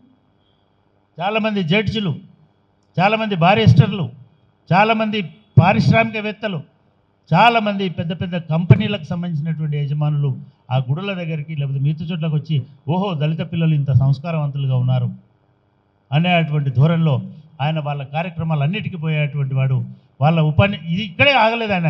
ఇంకా తర్వాత ఆంధ్ర మహాసభ వచ్చిన తర్వాత వాళ్ళ మీటింగ్లో కూడా పోయేవాడు. అక్కడ ఒక 1000 మందో 2000 మందో జోగిపేట మీటింగ్లో అట్లే వెళ్ళినాడు ఆయన. సురవణ ప్రతాప్ రెడ్డి గారు ఉన్నారు అక్కడ, వాళ్ళందరూ అక్కడ ఉన్నారు. ఈయన సంచిలోంచి అందరికీ పాంప్లెట్లు వేసుకొని అయ్యా మీరు మనుషుల్ని మనుషులుగా చూడండి, మీరు స్వాతంత్రం కోసం కొట్లాడండి, కానీ మా స్వాతంత్రం గురించి కూడా మీరు ఆలోచించండి. మీరు పశువులను పెంచుకుంటున్నారు బాగానే ఉన్నది, కానీ మమ్మల్ని కూడా జంతువుల కంటే హీనంగా చూడకండి. అద్భుతమైనటువంటి పాంప్లెట్లు పంచుకుంటూ తిరిగా. అంటే దళిత ఉద్యమం అనేటువంటిది కేవలం దళితుల వరకే ఉండక్కర్లేదు, మిగతా సమాజాన్ని కూడా మనం సెన్సిటైజ్ చేయాల్సినటువంటి అవసరం ఉన్నది, అగ్రవర్ణాలను కూడా సెన్సిటైజ్ చేయాల్సిన అవసరం ఉన్నది అని భారతదేశంలో గుర్తించినటువంటి మొట్టమొదటి సాంస్కృతిక ఉద్యమకారుడు భాగ్యరెడ్డి గారు. ఈ మధ్య రెడ్డి జాగృతి అనేవాళ్ళు నాకు ఫోన్ చేశారు. ఫోన్ చేసి మేము వస్తామండి అని అన్నారు. రండి అన్నారు. ఎందుకంటే ఈ మధ్య రెడ్డి జాగృతి వాళ్ళు చాలా ఆసక్తిగా మాలలను మాదిగలను పిలిచి వాళ్ళను సంస్కరించే ప్రయత్నం చేస్తున్నారు. సరే నాకు ఆ ఫీలింగ్ ఉండి సరే రావయ్యా రండి అన్నాను. వచ్చిన తర్వాత సార్ మేము భారత రాజ్యాంగాన్ని ఎట్లా కాపాడుకోవాలనే దాని మీద మేము ఒక మీటింగ్ పెడతాము అని. మీకు ఇంత శ్రద్ధ ఎప్పుడు కలిగిందయా భారత రాజ్యాంగం మీద, అంబేద్కర్ మీద, లేదా మిగతా వాళ్ళ మీద? అవును నిజమే, మొన్న మందకృష్ణ గారిని పిలిచారు, మాదిగల మీద మీకున్న అపారమైనటువంటి ప్రేమ అని చెప్పినారు, కానీ ఇంత సోషల్గా ఎప్పుడు మారినారు మీరు అని అడిగారు. లేదండి మేము ఇట్లా పని చేస్తున్నాం, ఇట్లా అడిగాను. సరే ఎక్కడ పెడుతున్నాం? హైదరాబాద్లో చాలా ప్రముఖ హోటల్లో, ఒక స్టార్ హోటల్లో వాళ్ళు మీటింగ్. సరే నేను అనుకున్నాను వెళ్ళాల్సిందే అని అనుకున్నాను. వాళ్ళు నన్ను ప్రారంభ ఉపన్యాసం చేయండి అని పిలిచాను. నేను ఆ ఉపన్యాసంలో చెప్పాను, అగ్రవర్ణాలను కలవడము అవసరము అని 120 సంవత్సరాల కిందనే భాగ్యరెడ్డి వర్మ గారు గుర్తించారు. అగ్రవర్ణాలను మార్చకుండా నీ వర్ణం మారదు, అగ్ర కులాలను మార్చకుండా నీ కులాన్ని మార్చుకుంటానంటే కుదరదు. అగ్ర కులాన్ని వాడి కులం మార్చదు, కానీ కులతత్వాన్ని మార్చాల్సిన అవసరం ఉంటుంది అనేటువంటి విషయాన్ని ఆయన ఆ కాలంలో గుర్తించి ఆయన ప్యారలల్గా ఏం చేసుకుంటూ పోయినాడు, ఒక హ్యూమనిటేరియన్ ఆర్గనైజేషన్ జీవరక్ష మండలి లాంటి వాటిలలో, లేదా జంతువులను ప్రేమించేటువంటి వాటిలలో, లేదా మిగతా వాటిలలో కూడా పనిచేసుకుంటూ పోయినాడు. అంటే అగ్రవర్ణాలను రెగ్యులర్గా ఇంటరాక్ట్ అయ్యేటువంటి అన్ని చోట్ల ఆ కాలంలో భాగ్యరెడ్డి వర్మ గారు అట్లా ఉండి ఆయన అనేక రకాలైనటువంటి ఆర్గనైజేషన్. భాగ్యరెడ్డి వర్మ గారు బహుశా మహానుభావుడు 50 సంవత్సరాలు జీవించినప్పటికీ దాంట్లో ఒక 20 సంవత్సరాలు పక్కన పెడితే ఒక 30 సంవత్సరాలు యాక్టివ్గానే ఉన్నప్పటికీ ఒక 300 సంవత్సరాలకు అవసరమైనటువంటి అనేక ఇంటర్వెన్షన్స్ అని అంటాం కదా, అనేక అంశాలలో ఆయన వెళ్ళిన. అప్పటికి 4000 సంవత్సరాలలో నుంచి ప్రోధి చేసుకున్నటువంటి ఇవన్నిటిని మార్చడానికి శతవిధాల ప్రయత్నం చేసినాడు. ఆయన 1912లో ఈ మన్నె సంఘం అనేదాన్ని పూర్తిగా విస్తరించి కుల విముక్తికి ఈ సమాజ చైతన్యం అవసరం, ఆధునికత అవసరం, ఈ ఆధునికత అనేది బ్రాహ్మణులకు కూడా ఆధునీకరించాలి, అదేవిధంగా రెడ్లను ఆధునీకరించాలి. ఆంధ్ర ప్రాంతం వెళ్ళినప్పుడు రఘుపతి వెంకటరత్నం నాయుడు లాంటి వాళ్ళతోటి కాపులను ఆధునీకరించాలి. ఇట్లా అనేక మందిని వాళ్ళ లోపల కూడా ఆ చైతన్యాన్ని తీసుకోవడంతో పాటు ఇటు చదువులు చెప్పడం, దానిలో సంస్కారం నేర్పించడం, మహిళల పట్ల గౌరవం పెంచడం, పొదుపును నేర్పించడం, తాగడము, జూదము, వ్యభిచారము ఇటువంటి వాటన్నిటినీ దూరం పెట్టి ఇవన్నీ పాటించిన వాడే మన్య సంఘంలో సభ్యుడు అనేటువంటి దాకా ఆయన ఉద్యమాన్ని తీసుకొచ్చారు. చాలామంది అవన్నిటిని వదిలేసి వచ్చారు. ఇది జరుగుతున్నటువంటి టైంలోనే అగ్రవర్ణాలకు ఆపద వచ్చినప్పుడు ముందుండి మనం పనిచేయాలని అనుకున్నాం. ఏ రకమైనటువంటి సేవ, మనం వాడి ఇంట్లోకి చొచ్చుకుపోవడానికి వెళ్ళడానికి, వాడి ప్రార్థనా మందిరంలోకి వెళ్ళడానికి, వాళ్ళ మిగతా వాళ్ళ సమావేశ మందిరాలకు వెళ్ళడానికి అక్కడ పడిపోయినటువంటి చెత్తను ఏరడానికి పోయేటువంటి వాళ్ళు ఈ కార్యకర్త 40 మంది 60 మంది వాలంటీర్స్ ఉండేవాళ్ళు. స్వస్థ సేవాదళ అనేటువంటి దాన్ని పెట్టుకున్నారు. స్వస్తి గుర్తుతోటి ఎల్లో కలర్ తోటి శుభ్రత అనేటువంటిది ఈ హైదరాబాద్ నగరానికి, శుభ్రత అనేది తెలంగాణకి, శుభ్రత అనేది సికింద్రాబాద్కి, లేదా శుభ్రత అనేది భారతదేశానికి నేర్పించినటువంటి మొట్టమొదటి వ్యక్తి డాక్టర్ భాగ్యరెడ్డి గారు. ఇవాళ మనం స్వచ్ఛ భారత్ అని అంటున్నాం. నేను పబ్లిక్ సర్వీస్ కమిషన్ చైర్మన్ ఉన్నప్పుడు ఒక ఆంగ్ల దినపత్రిక వాళ్ళు ప్రతి శనివారం రోజు స్వచ్ఛ దివస్ అని ప్రారంభించేవాళ్ళు. వాళ్ళు ఏం చేసేవాళ్ళంటే ఆ రోజు ఎవరైతే ఆ మెసేజ్ ఇస్తారో ఆయన ఫోటోని వేసి ఆ మెసేజ్ని ప్రచురించారు. ఆయన నన్ను అడుగుతూ ఉన్నాడు రోజు అట్లా 2-3 వారాలు చూసిన తర్వాత నేను చెప్పాను, అయ్యా మోడీ వచ్చిన తర్వాతనే మేము స్వచ్ఛత నేర్చుకోవాలి, శుభ్రత నేర్చుకోవాలి. హైదరాబాద్ దళితుల వాడలోకి ఒకసారి వెళ్ళి చూడండి. జూబ్లీ హిల్స్ ఎంత గందేగా ఉంటుందో, అమీర్పేట ఎంత గరీబ్గా కనబడుతుందో, అదే మా జంగం బస్తీ చాలా నీట్గా కనబడుతుంది. లేకపోతే మా మిగతా దళిత బస్తీలను చూడండి, మీరు మంచిగా అలుక్కొని ముగ్గులు పెట్టుకొని నీట్గా ఉంచుకునే వాళ్ళు వీళ్ళు. ఇది మా కార్య సమాజం నుంచి వచ్చింది, ఆ తర్వాత భాగ్యరెడ్డి వర్మ నుంచి వచ్చిందని చెప్పాను. చెప్తే సార్ అదే చెప్పండి సార్ మెసేజ్లో అన్నాడు. నేను చెప్పాను భాగ్యరెడ్డి వర్మ తొలి స్వచ్ఛ భారతీయుడు అని చెప్పాను. అదే దాన్ని వాళ్ళ ఫస్ట్ పేజీలో హాన్స్ ఇండియా అనే న్యూస్ పేపర్లో వాళ్ళు ఒక 1/4 పేజీ భాగ్యరెడ్డి వర్మ గారి ఫోటో వేసి ఆ విషయాన్ని రాశారు. ఇవాళ మనం స్వచ్ఛ భారత్ అని అంటున్నాం. ఆయన స్వచ్ఛ హైదరాబాద్ కోసం ప్రతి గల్లీకి వెళ్ళినాడు. మరాఠీలు, గుజరాతీలు, బెంగాలీలు ప్రతి ఒక్కరి దగ్గరికి వెళ్ళి మొత్తం ఈ స్వచ్ఛ సేవాదళ అనేటువంటి దాన్ని 1913లో ఒక భయంకరమైన ప్లేగ్ వ్యాధి, 12లో ఒక భయంకరమైన ప్లేగ్ వ్యాధి హైదరాబాద్కి వచ్చింది. కొన్ని వేల మంది చనిపోయినారు, వందల మంది చనిపోయినారు. శవాలు గుట్టలాగా పడి ఉన్నాయి.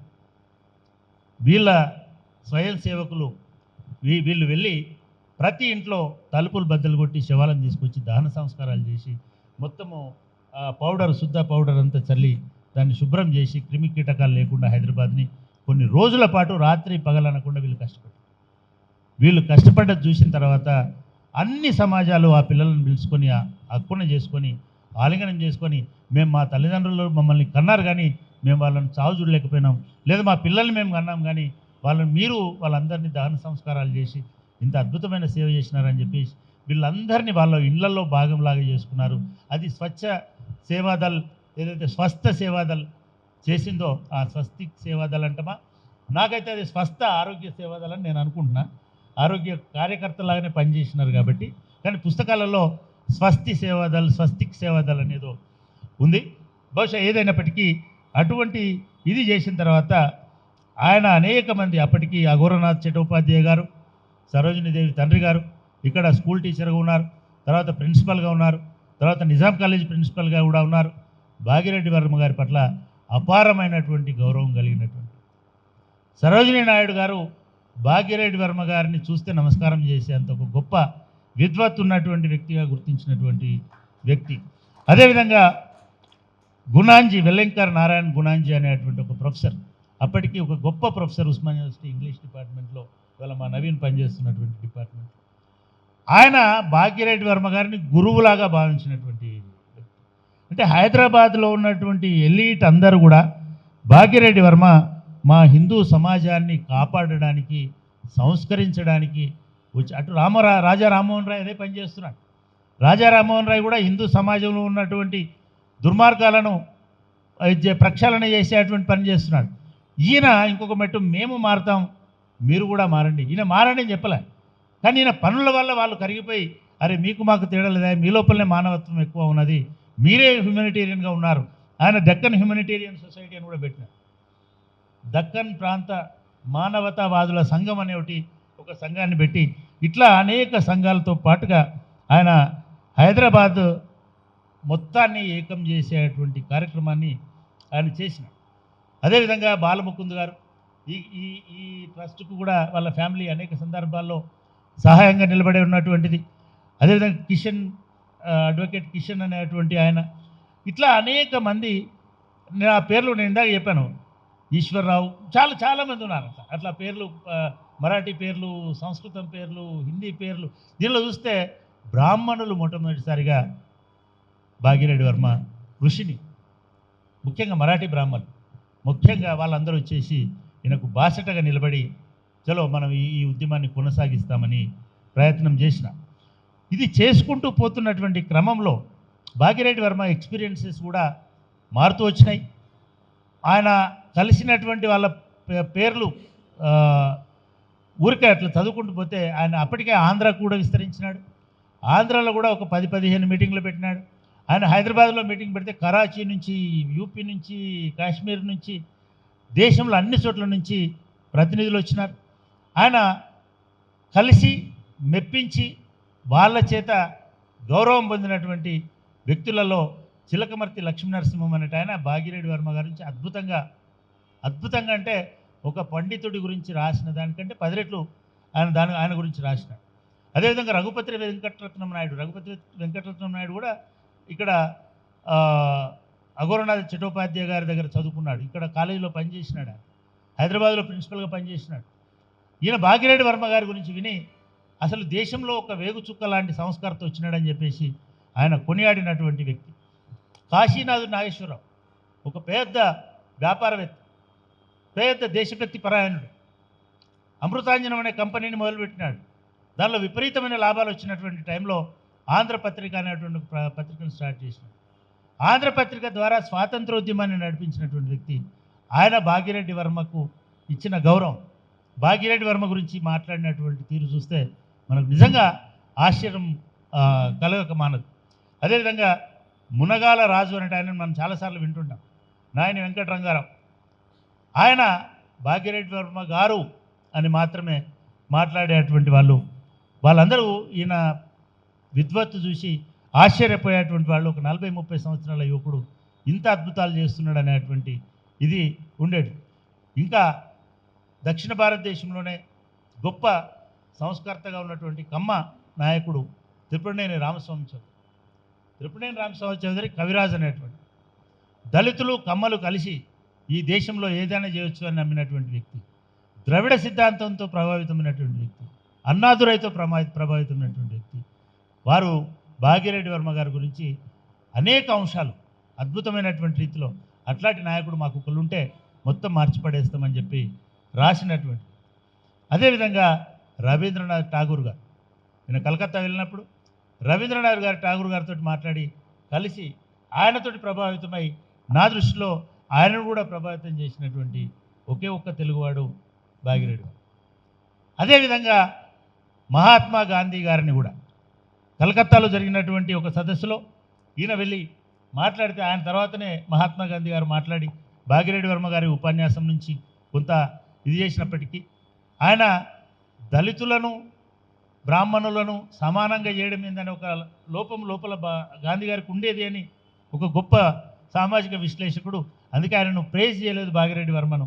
కానీ తర్వాత రియలైజ్ అయ్యి మళ్ళీ ఆయన హైదరాబాద్కి వచ్చినప్పుడు అదే పనిగా ఈ భవనానికి బహుశా ఈ స్కూల్కి వచ్చి ఈ స్కూళ్ళలో చదువుతున్నటువంటి విద్యార్థులతో భాగ్యరెడ్డి వర్మతో మాట్లాడినాడు అనేటువంటి విషయాన్ని కూడా ఇది చేసింది. ఇట్లా భాగ్యరెడ్డి వర్మ గారు ఒకవైపు దురాచారాల మీద ప్రచారం చేసుకుంటూ, రెండో వైపు జాతిలో శుచి శుభ్రత అజ్ఞానం నుంచి విముక్తి చేసుకుంటూ, దురలవాట్ల నుంచి విముక్తి చేసుకుంటూ, ఈ సమాజాన్ని పట్టిపీడిస్తున్నటువంటి ఆచారాలకు వ్యతిరేకంగా పోరాటం చేస్తూ ఒక చదువు అనేదాన్ని ఒక ప్రధానమైనటువంటి ఆయుధంలాగా తీసుకున్నారు. ఈ చదువు అనే ఇందాక పెద్దలు చెప్పారు, ఇక్కడ మొదటి పాఠశాలని వాళ్ళు ఈ ప్రాంతంలోనే బహుశా ఇసామియా బజార్ ప్రాంతంలో పెట్టినారు, తర్వాత దూల్పేటలో పెట్టినారు, తర్వాత ఇటు పక్కన ఉన్నటువంటి మిగతా హైదరాబాద్లో ఒక 7 పాఠశాలలు పెట్టినారు. ఆ తర్వాత సికింద్రాబాద్ పోయినారు, సికింద్రాబాద్లో ఇంకొక 20 పాఠశాలలు పెట్టినారు. అట్లా 1932 వచ్చేసరికి 37 నుంచి 50 పాఠశాలల్ని ఈ ప్రత్యేకంగా దళితుల కోసం, దళిత అమ్మాయిల కోసం పాఠశాలను ప్రారంభించారు. రెండవ విజయం ఏమిటంటే అప్పటికి అన్ని కాలేజీలలో ఉర్దూ మీడియం మాత్రమే, అన్ని స్కూళ్ళల్లో కూడా ఉర్దూ మీడియం మాత్రమే, తెలంగాణ అంతా ఉర్దూ మీడియం. కానీ ఒక్క భాగ్యరెడ్డి వర్మ గారు పెట్టిన పాఠశాలలో మాత్రమే తెలుగు మీడియం. దానికి నిజామును ఒప్పించి తెలుగు మీడియంని మొట్టమొదటిసారిగా ఒక స్కూల్లో వినిపించేటట్టుగా చేసినటువంటి మహనీయుడు భాగ్యరెడ్డి వర్మ. అంటే తెలుగు ఎడ్యుకేషన్ పితామహుడు. మా సోదరులు తెలుగు పాఠాలు చెప్పేటప్పుడు పిడుగు రామూర్తి, గిడుగు రామూర్తి ఇట్లాంటి పేర్లు చాలా చెప్తుంటారు. కానీ తెలుగును హైదరాబాద్లో పొందిక చేసినటువంటి వ్యక్తి భాగిరెడ్డి వర్మ గారు. ఇట్లా ఆయనను గౌరవించిన న్యాయమూర్తులలో కూడా జస్టిస్ బాలముకుంద్ గారు బహుశా ఇప్పటికి కూడా వాళ్ళ ఫ్యామిలీ మొత్తం గ్రేట్ గ్రాండ్ సన్ కూడా నేను ఆయన్ను కలుసుకునేటువంటి గ్రాండ్ సన్ని, గ్రాండ్ డాటర్ని ఇదే వేదిక మీద మన గౌతమ్ గారి ఇంగ్లీష్ పుస్తకం ఆవిష్కరణప్పుడు కలిశాను. వాళ్ళు ఇప్పటికీ అదే డెడికేషన్, అదే రెవరెన్స్, అదే కైండ్ ఆఫ్ గ్రేట్నెస్ తోటి, అడ్మిరేషన్ తోటి ఉన్నారు భాగిరెడ్డి వర్మ గారి పట్ల.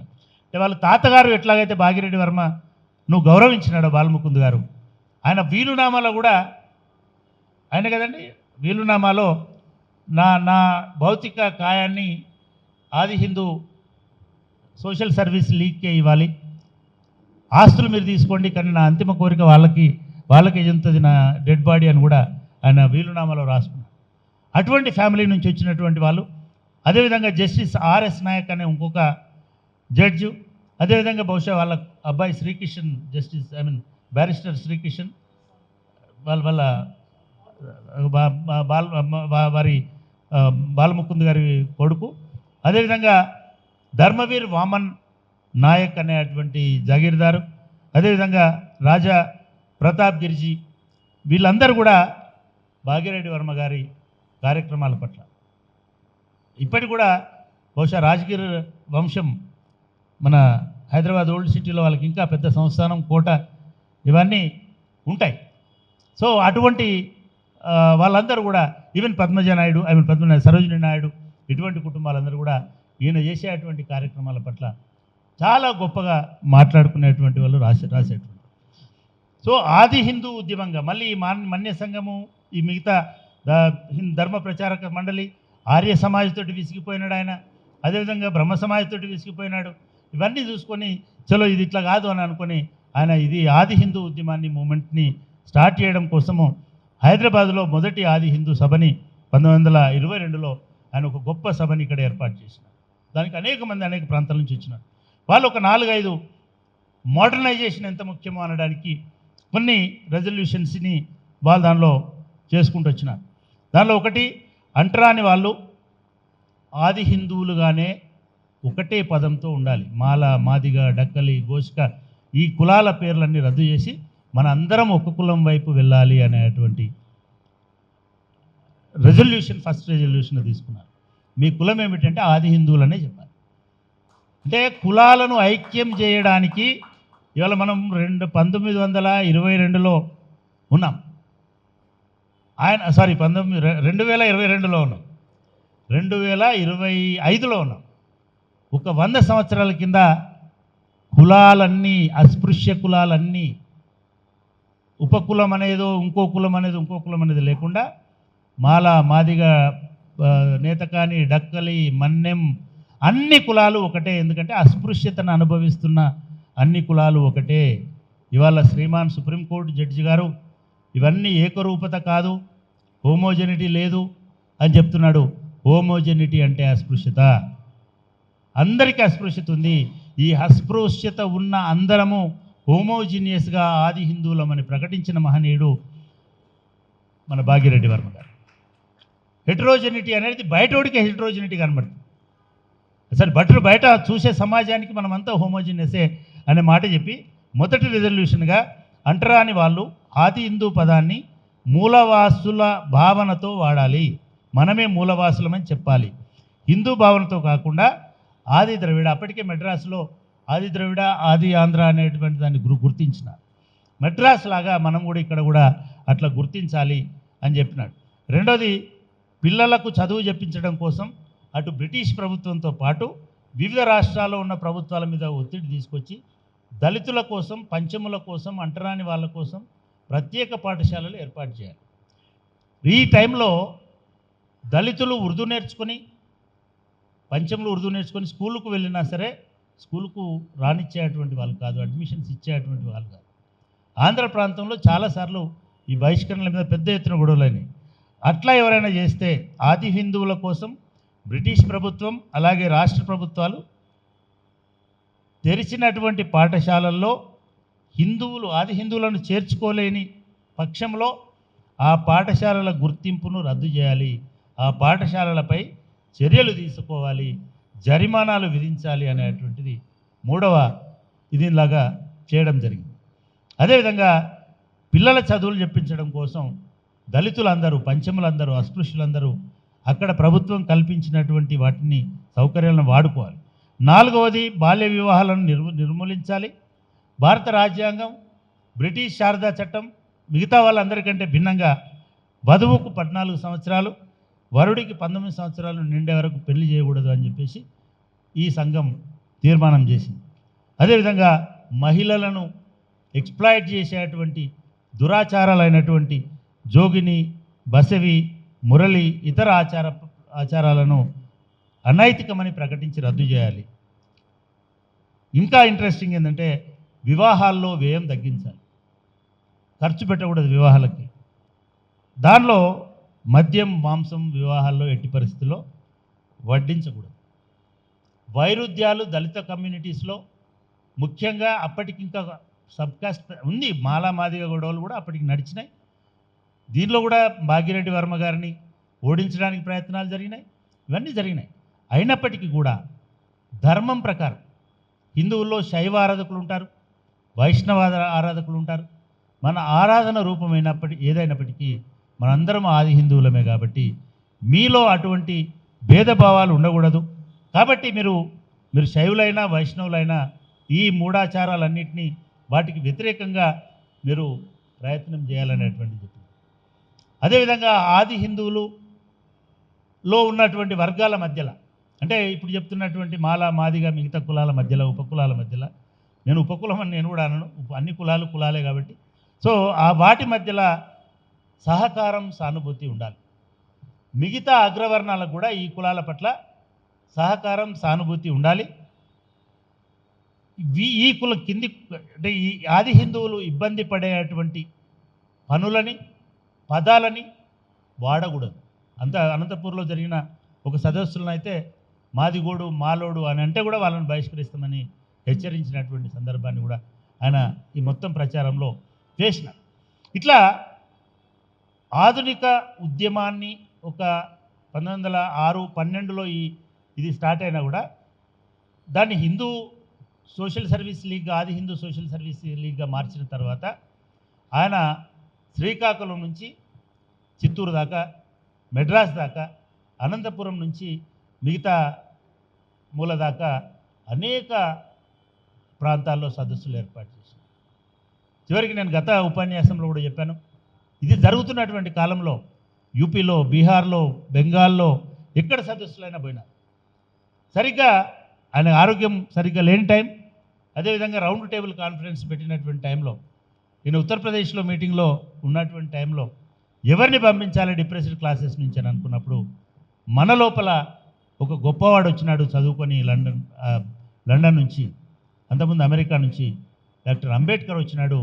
అంబేద్కర్ని డిప్రెస్డ్ క్లాసెస్ మీటింగ్కి పంపాలి, మనందరి తరఫున ఆయన అక్కడ వాదిస్తాడు అని చెప్పింది కూడా భాగ్యరెడ్డి వర్మ గారే. ఆ తీర్మానం చేసిన తర్వాతనే అంబేద్కర్ గారు డిప్రెస్డ్ క్లాసెస్ అసోసియేషన్ నుంచి ఆయన లండన్ వెళ్ళి గాంధీని 3 చెరువుల నీళ్ళు తాగించేటువంటి విధంగా రౌండ్ టేబుల్ సమావేశాల్లో పాల్గొన్నాడు. అవి 32-35 మధ్య కాలంలో అక్కడ జరిగినాయి. అదే టైంలో భాగ్యరెడ్డి వర్మ తన సిద్ధాంతాన్ని ఇంకొంత విస్తృతం చేసి ఒక 3 అంశాలలో మాకు సమాన హక్కులు కావాలని ఒక ఉద్యమాన్ని తీసుకున్నాడు. ఆ 3 హక్కులు ఏమిటి అనంటే, ఒకటి, అగ్రవర్ణాలు మీ బావుల దగ్గర మాకు కూడా నీళ్లు తోడుకునేటువంటి అవకాశం ఇవ్వాలి. ఇది ఆయన అనంతపురంలో జరిగినటువంటి మీటింగ్లో చెప్పినప్పుడు నిజానికి చాలామంది రెడ్లు కూడా ఉన్నారు ఆ మీటింగ్లో, వాళ్ళందరూ దానికి అంగీకరించినారు. రెండవది, బడులలో మా పిల్లలకు అడ్మిషన్లు ఇవ్వాలి. దాన్ని సాధించడం కోసం ఆయన 30 స్కూళ్ళు పెట్టినాడు ఇక్కడ నిజాం ప్రాంతంలో. చివరికి వాటిని సరే 35-36 వచ్చేసరికి ఆ స్కూళ్ళని గవర్నమెంటే తీసుకొని గవర్నమెంటే తెలుగు మీడియం స్కూల్స్గా భాగ్యరెడ్డి వర్మ గారు పెట్టిన పచ్మందా స్కూల్స్ అని అనుకుంటా వాటిని మళ్ళీ గవర్నమెంట్ టేక్ ఓవర్ చేసి వాళ్ళు నడిపించడం జరిగింది. వీటితో పాటుగా బడులు, గుడులు, బావులు, గుడిలో కూడా మాకు ప్రవేశాలు ఉండాలి, మమ్మల్ని రానియాలి అని చెప్పడం జరిగింది. ఇవన్నిటితో పాటు మొట్టమొదటిసారిగా అప్పటికి రాజ్యాంగం లేదు, స్వాతంత్రం లేదు, ఏమీ లేదు. మాకు కూడా సమానమైనటువంటి మానవ హక్కులు ఉండాలి అనేటువంటిది చెప్పడంతో పాటు ఎన్నికల సంస్కరణలకు మా జనాభాకు తగిన ప్రాతినిధ్యం ఇవ్వాలనేటువంటి తీర్మానాన్ని కూడా ఆది హిందూ సోషల్ సర్వీస్ లీగ్ ఆ కాలంలో చేయడం జరిగింది. ఇంకా ఒక గొప్ప విషయం అంటే మనం పురోగమిస్తున్నామా తిరోగమిస్తున్నామా ఇవన్నీ తెలవడం కోసం ఆయన తీసుకున్నటువంటి తీర్మానం ఏమిటంటే అంటరాని వాళ్ళు కులాలు కాదు. ఇండియన్ కాన్స్టిట్యూషన్లో షెడ్యూల్డ్ కాస్ట్స్ అని ఉంది. ఇప్పుడు ఈ కాన్స్టిట్యూషన్ రాయడానికంటే 38 అంటే 15 సంవత్సరాల ముందు భాగ్యరెడ్డి వర్మ గారు చెప్పిందంటే మనం అంటరాని కులాల వాళ్ళమందరము ఒకటే కులము, అది ఆది హిందూ కులము అనేటువంటిది ఒక దీన్ని ప్రచారంలోకి తీసుకొచ్చినాడు. ఇది మనం ఇట్లా ఉండడం అనేది మన ఆత్మగౌరవానికి సంబంధించి, మన జనాభాకు యూనిటీకి సంబంధించి, అదేవిధంగా మనము స్వయం గుర్తింపుకు సంబంధించి ఈ ప్రయత్నం చేయాలి. నువ్వు ఏ కులం వాడనేటువంటిది ముఖ్యం కాదు, నువ్వు అంతిమంగా ఆది హిందువే, కాబట్టి మనందరం ఒకటే అనేటువంటి మాటను చెప్పినాడు. మాలా, మాదిగా, పాకి, బేగరి వీళ్ళందరి మధ్యలో ఏకరూపత ఉంది అనేటువంటి మాటని, ఆ ఏకరూపతనే అస్పృశ్యత, ఆ ఏకరూపతనే వెలివేత, ఆ ఏకరూపతనే అంటరానితనము, ఆ ఏకరూపతనే అవిద్య, కాబట్టి ఈ వర్గం అంతా ఒకటే అని ఆయన ఊరికే కూర్చోలే, సంఘం పెట్టుకొని 20 సంవత్సరాలు 30 సంవత్సరాలు తిరగలే. ఆయన దీన్ని ఒక సంఘీభావ ఉద్యమం చేసి అప్పటి సెన్సెస్ కమిషనర్కి ఒక లెటర్ ఇవ్వడం జరిగింది. ఇవ్వడమే కాకుండా నేను ఇందాక చెప్పాను, ఈయన ఆది హిందూ అని పేరు పెట్టుకున్నా కూడా ఈ మొత్తం హైదరాబాద్లో నిజాం నవాబు గౌరవించేటువంటి మొట్టమొదటి వ్యక్తి భాగ్యరెడ్డి వర్మ గారు. నాకు ఎంఆర్ కృష్ణ గారని ఆయన కూడా అరవమాలనే, ఆయన కూడా కలాసి పనిచేయడం కోసం వల్ల ఆయన హైదరాబాద్కు వచ్చినాడు. ఆయన చదువుకున్నాడు బ్రిటిష్ స్కూళ్ళలో, చదువుకొని ఆయన ఎంపీగా ఎదిగినాడు. ఎంపీగా ఎదిగి అంబేద్కర్ గారితో పాటు మొదటి పార్లమెంట్లో ఆయన కూడా ఉన్నాడు. అంటే భాగ్యరెడ్డి వర్మ గారి గురించి ఆయన చెప్తుంటే భాగ్యరెడ్డి వర్మ వస్తున్నాడు అని అంటే నిజాం మొత్తం దాన్ని అంతా శుభ్రపరిచి ఇది చేసుకునేటువంటి ఆయన నిజాం గారికి కూడా ఒక లెటర్ రాసి, అయ్యా మేమందరము ఇన్ని కులాల ఉన్న అస్పృశ్యులందరినీ మీరు ఆది హిందూ అని లెక్కపెట్టమని 1931 సెన్సెస్లో నిజాం ప్రభుత్వం ఆది హిందూ జనాభా లెక్కలు సేకరించింది. ఆది హిందువుల పేరుతోటే, మాలతో, నేతకానితో, మాదిగతో, పంబాలతో, బైండ్లతో, మిగతా వాళ్ళతో ఇవి కాదు. నువ్వు ఆది హిందూ అని చెప్పుకుంటే ఆది హిందూ అని చెప్పుకుంది. మీకు తెలుసా ఆ లెక్కలో మీరు ఇప్పుడు కూడా వెరిఫై చేయండి, 25 లక్షల మంది హైదరాబాద్ స్టేట్లో ఆది హిందువులు అనేటువంటి పేరుతో నమోదు చేసుకున్నటువంటి వాళ్ళు. అంటే నిజంగా కూడా మనకి ఇక్కడ నేను ఇప్పుడు ఆపదలుచుకున్నా, చాలాసేపు నుంచి మాట్లాడుతున్నట్టున్నా, మనం ఇవాళ ఒక 120 సంవత్సరాలు వెనక్కిపోయి ఆ మహానుభావుడు జర్నీ చేసినటువంటి 20 సంవత్సరాల కాలంలో ఆయన సాధించిన విజయం ఏంటంటే మన అందరినీ ఐక్యం చేయడం. ఇవాళ సుప్రీంకోర్టు కానివ్వండి, ఆర్ఎస్ఎస్ కానివ్వండి, నరేంద్ర మోడీ కానివ్వండి, లేదా చంద్రచూడ్ గారిని చేసింది ఏమిటి అంటే వీళ్ళందరినీ విడగొట్టడం. అంటే నేను వాళ్ళను మాత్రమే తప్పుపడట్లేదు అంటే వాళ్ళను కూడా తప్పుపడుతున్నాను అర్థం. కానీ మొత్తం వాళ్ళే చేసినారని అనట్లేదు. ఈ అసమానతలు స్వార్థంలాగా మారి, ఈ స్వార్థము కొంతమంది చేతుల్లోకే కొన్ని అధికారాలనేది, కొంత సౌకర్యాలనేది పొందేటువంటి ఇది తయారైంది. కొంత ఎలీట్ అనేది ఫామ్ అయింది. దానికి మతం తోడైంది, ప్రాంతం తోడైంది, మిగతాయి తోడైంది. ఇవన్నీ అయ్యేసరికి చూసిన వాళ్ళు ఎక్కువ మంది ఉన్నారు, మనం తక్కువ మంది ఉన్నారు. సహజమైన కంపారిజన్ అనేది ఈ వర్గాలలో మొదలైంది. అది ఉపకులాల ఉద్యమం అనండి, దళిత కులాల్లో వచ్చినటువంటి ఉద్యమం అనండి. దీనివలన ఒరిజినల్గా భాగ్యరెడ్డి వర్మ గారు ఏ స్ఫూర్తినైతే రగిలించినారు, ఏ ఐకమత్యత అయితే సాధించినారు, ఏ రకంగానైతే మనందరం ఒకటని చెప్పినారో ఇవాళందరం వేరు వేరు అని చెప్పుకునే స్థితికి ఇవాళ మనం దిగజారు. మనం 57 కాదు, 59 కాదు, 3 వర్గాలు అని ఒకటి చెప్తాడు. మనం 3 కాదు 4 ఇవ్వండి అని ఇంకోటి అడుగుతాడు. అంటే నిజంగా నేను ఇంకా ఎక్కువ సమయం తీసుకోను. ఇట్లా 59 100 భాగాలుగా విడిపోయిన మనందరినీ ఒక్కతాటి మీదకై తీసుకొచ్చి ఒకే రక్తం అని చెప్పి, ఒకే జాతి అని చెప్పి, మేమందరము ఆది హిందువులము అని చెప్పిన వ్యక్తి గొప్పవాడా? లేదు, మనందరినీ చిందరవందర చేసి పడేసి ఒక 50 భాగాలుగా విడగొట్టినటువంటి ఈ వ్యవస్థ గొప్పదా అనేటువంటిది ఆలోచించుకోవాల్సిన అవసరం ఉంటుంది. దీని వైఫల్యం, దీనికి కారణం మనమే అని కూడా ఏమాత్రం సిగ్గుపడకుండా చెప్పుకోవాల్సిన అవసరం ఉంది. ఎందుకంటే ఆయన లెగసీని మనం నిజంగానే ఆయన వదిలేసిన చోటు నుంచి 1937 నుంచి 38 నుంచి 40 నుంచి అట్లే కంటిన్యూ చేసుకుంటూ వస్తే నేను అనుకుంటాను భాగ్యరెడ్డి వర్మ లాంటి తరానికి ఒకడున్నా కూడా ఆ తరానికి ఆయన ఒక పాదు వేసిపోయినాడు.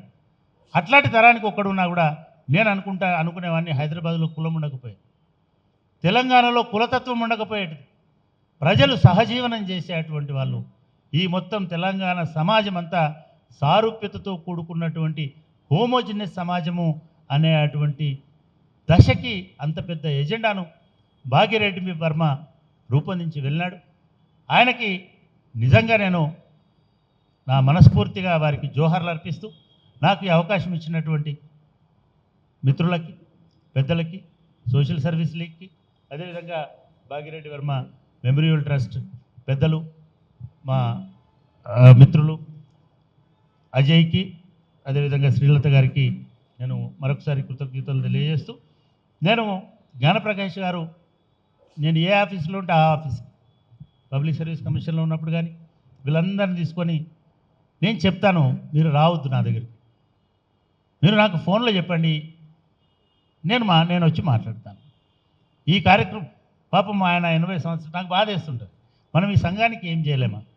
నేను చాలామందికి చెప్పాను, ఇవాళ చాలామంది పాలమూరు యూనివర్సిటీ ప్రొఫెసర్లు, బయటోళ్ళు, మిగతాళ్ళు, మా కోటి నిన్న వస్తే తనకి, అయ్యా మనం మీలాంటి వాళ్ళు, నువ్వు ఓల్డ్ సిటీలోనే ఉంటావు, ఓకే, నిజాం వారసుడిలాగానే ఉన్నావు, భాగ్యరెడ్డి వర్మ తిరిగిన వీధిలో ఉంటున్నావు, నీలాంటి వాడు వచ్చి వీళ్ళతోటి కలవాల్సిన అవసరం ఉన్నది.